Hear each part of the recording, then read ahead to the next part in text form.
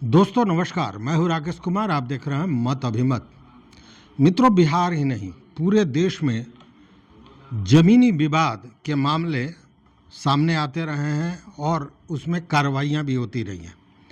जमीनी विवाद में आप जानते हैं कि निश्चित रूप से भू माफियाओं के साथ अधिकारियों पदाधिकारियों की संलिप्तता भी हर जगह देखी गई है और अब भूमि घोटाले के मामले में जिलाधिकारी मतलब डीएम, एसडीएम, नगर आयुक्त सहित लगभग 1 दर्जन पदाधिकारियों पर कार्रवाई हुई है और सस्पेंड कर दिया गया है।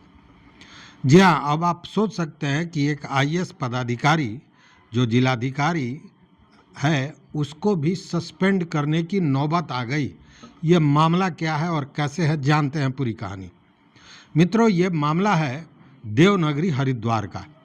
हरिद्वार में जो भूमि घोटाला हुआ, भूमि खरीद घोटाला, जिसको हमारे हम लोग आम भाषा में कह सकते हैं कि भूअर्जन का मामला था। क्योंकि सरकार के लिए जब कोई ज़मीन अधिकारी द्वारा सरकार द्वारा ही खरीदा जाता है अपने किसी योजना के लिए, तो उसको हमारे यहाँ वो भूअर्जन के नाम से जानते हैं। तो उसमें ज़मीन खरीद में जो घोटाला हुआ उसी पर यह कार्रवाई हुई है और इसमें जिलाधिकारी कर्मेंद्र सिंह, पूर्व नगर आयुक्त वरुण चौधरी, पीसीएस अधिकारी अजय वीर सहित लगभग 10 लोगों को निलंबित किया गया है।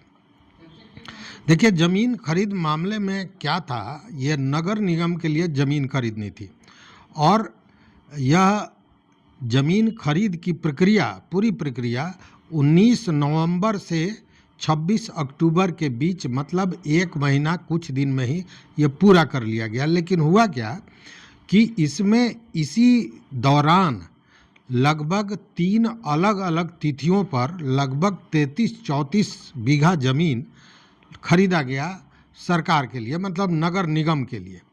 और इसमें एक बड़ा खेला हो गया और वो खेला लगभग 40 करोड़ का था। हुआ क्या कि जमीन के श्रेणी को बदलकर उसके कीमतों में इतना ज़्यादा इजाफा कर दिया गया, मतलब जो वास्तविक कीमत थी उससे लगभग 3.5 गुना ज़्यादा इजाफा हो गया केवल श्रेणी बदल देने से।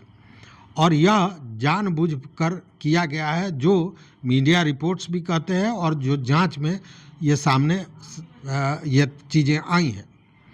देखिए, हुआ क्या था कि वहाँ पे ज़मीन खरीदना था और ज़मीन नगर पालिका के बगल में ही एक कृषि की, गांव के कृषि ज़मीन थी जो बहुत मतलब बेहतरीन नहीं कहा जाएगा और वहाँ कूड़े का ढेर लगाया जाता है। उसी के बगल में एक ज़मीन थी, वहीं ये ज़मीन खरीदना था। वो ज़मीन कृषि की थी और वहाँ कृषि के अलावा कोई दूसरा काम हो भी नहीं सकता था, मतलब उसकी श्रेणी कृषि की ही होनी थी।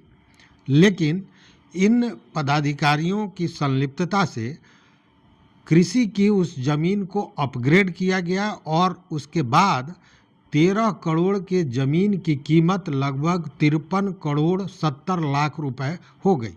मतलब कि लगभग 40 करोड़ 41 करोड़ का इजाफा हो गया केवल श्रेणी बदलने से। और वह भी सबसे बड़ी बात है कि यह जो खरीद की प्रक्रिया शुरू हुई, इसी के तहत यह काम शुरू किया गया था। मतलब श्रेणी बदलने का काम इसी दौरान किया गया। और सबसे बड़ी बात है कि इसमें जो धारा 143 की प्रक्रिया को पूरा करना पड़ता है, यह भी नहीं किया गया और बाज़ाब्ता 3 अक्टूबर से ये काम शुरू हुआ, मतलब श्रेणी बदलने वाला, और 21 अक्टूबर को ये पूरा कर लिया गया, मतलब मात्र 17 दिन में। जबकि अमूमन आप देखिएगा कि कहीं भी अगर ज़मीन के श्रेणी बदलने की बात हो तो 3-4 महीने तो लगते ही लगते हैं, इसमें कहीं शको शुबा नहीं है।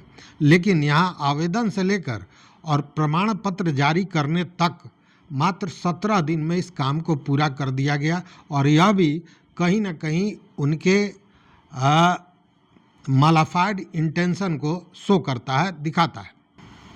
देखिए, मामला है ये हरिद्वार नगर निगम के बगल में सराय गांव है, वहीं पर वहीं पे कूड़े का ढेर है और कूड़े के ढेर के बगल में ही यह ज़मीन लेनी थी जो निम्न कोटि की कृषि की ज़मीन थी, और इसी ज़मीन को अपग्रेड करके इसके श्रेणी को इन्हांस करके बढ़ा के श्रेणी परिवर्तन करके यह इतना बड़ा घोटाला हुआ। और जब लोगों को पता चला कि इस ज़मीन की इतनी कीमत मिली है तो स्वाभाविक है कि हलचल मचनी थी। हलचल मची, और जब हलचल मची तो यह मामला पहुंच गया या शिकायत पहुंच गई सीएम धामी के पास भी।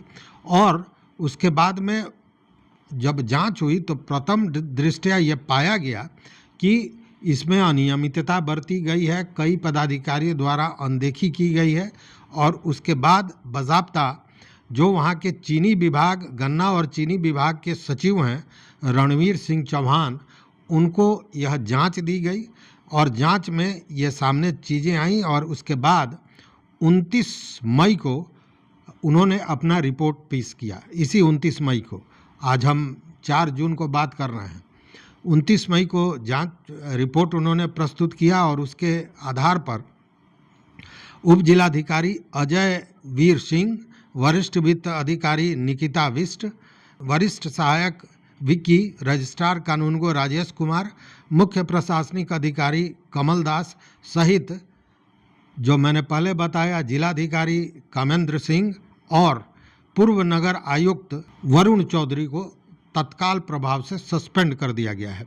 हालांकि इसके पूर्व भी इस मामले में जो प्राथमिक जांच हुई थी उसके आधार पर भी कई लोगों को सस्पेंड किया गया था, जिसमें नगर निकाय के अधिशासी अभियंता आनंद कुमार मिश्रवाण, उसके अलावा राजस्व अधीक्षक लक्ष्मीकांत भट्ट, अवर अभियंता दिनेश चंद्र कांडपाल को पूर्व में ही निलंबित किया जा चुका है। और सबसे बड़ी बात है कि जिलाधिकारी जो आईएएस पदाधिकारी हैं उन पर कार्रवाई के लिए, शासकीय कार्रवाई के लिए राज्यपाल ने भी बाज़ाब्ता स्वीकृति दे दी है।